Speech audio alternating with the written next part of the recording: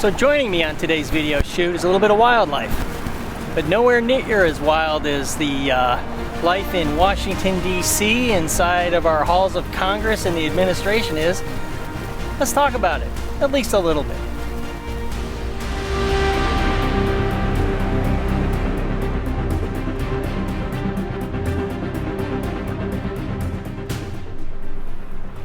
Hey there, welcome back. I feel like it's somewhat of an obligation to talk about the shutdown.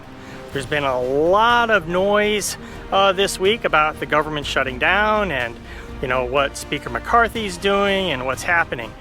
But I just can't believe that our government is this dysfunctional. Okay, I am in the minority. I am an optimist this time. I'm usually the curmudgeon, but this time it's like, I can't believe that Congress took a long weekend. I can't believe we're not hearing talk about burning the midnight oil from the House and the Senate and the White House. The White House has been on a road trip doing, you know, other important things, but what would be more important than keeping the government open?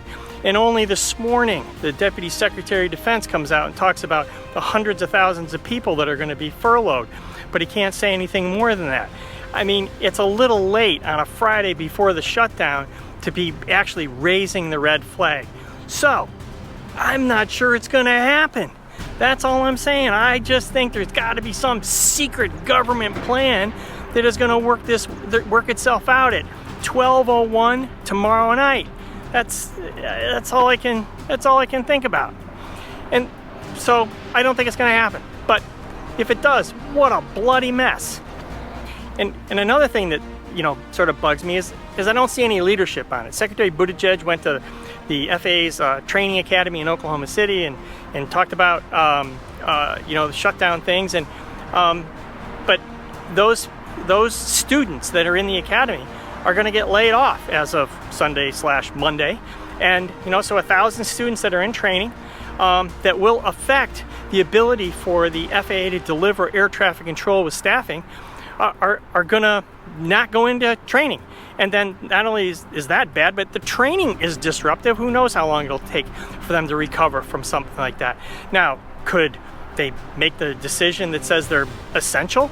Or a number of programs that the FAA is dealing with may not have any immediate implications if the contractors don't show up, but they're considered mission essential. So why aren't these students, who will be the air traffic controllers that we rely on in the future, be listed as essential?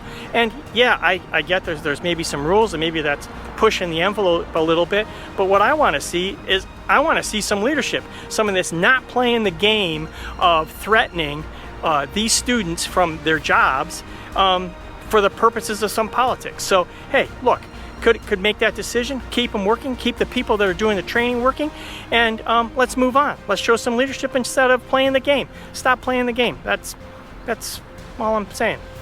Probably a dangerous thing to say. And to add another wrinkle is we're not hearing anything about the FAA's reauthorization. We don't have an extension to the current authorization, and we don't have a new authorization package, which means as of Saturday night, talk about Sunday, a rather busy travel day just in general, airlines aren't going to collect taxes. You know, it's about 50 some odd dollars a flight that they collect per passenger, and they're not going to collect those taxes, which feeds the FAA's trust fund.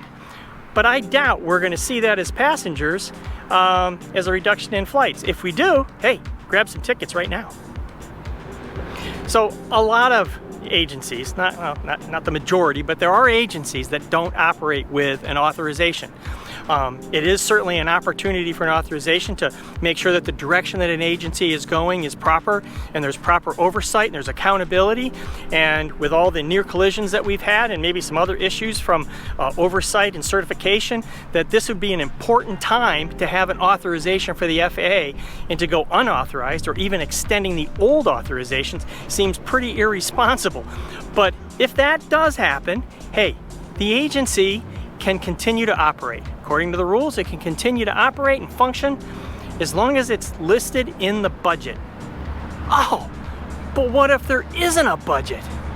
If there's no budget and no authorization, hey, look, it's over my head at this point. I have no idea what happens, but it seems like we're breaking a lot of rules just for some theater. So Philadelphia Airport has captured 31 handguns going through checkpoints so far this year. But this part is pretty scary. A flight attendant was caught taking a 38 caliber handgun through the checkpoint before getting on a flight in Philly. And oh my gosh, talk about screwing it up for the rest of us. These are supposed to be the people that we trust, that know the rules, that understand what's going on here. Carry the handgun to a checkpoint. So that flight attendant is going to face not only the TSA situation, but federal charges for bringing a firearm to a checkpoint. And you know, that in itself is just bad deal. But I just don't want this stuff to spill over, that we all become bad actors. So we need to step up the game here, make sure that we don't have bad actors. Otherwise it won't matter whether you have clear or TSA pre-check or anything. It'll take forever to get through because of the few. So let's make sure the few don't exist. That'd be a start.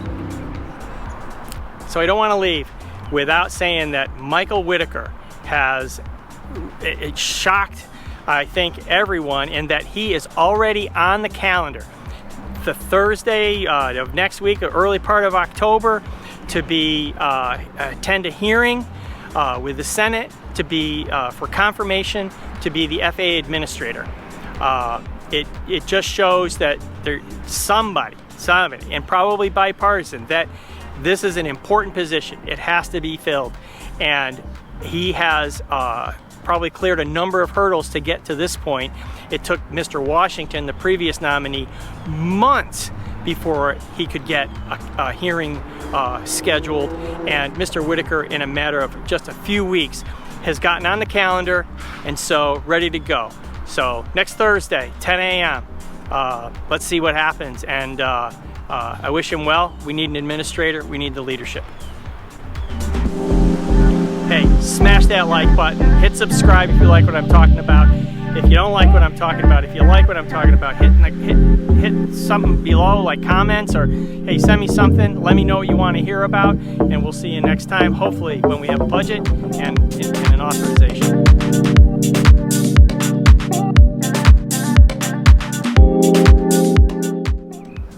I don't want to even talk about this. Timely meeting of, what do they call it?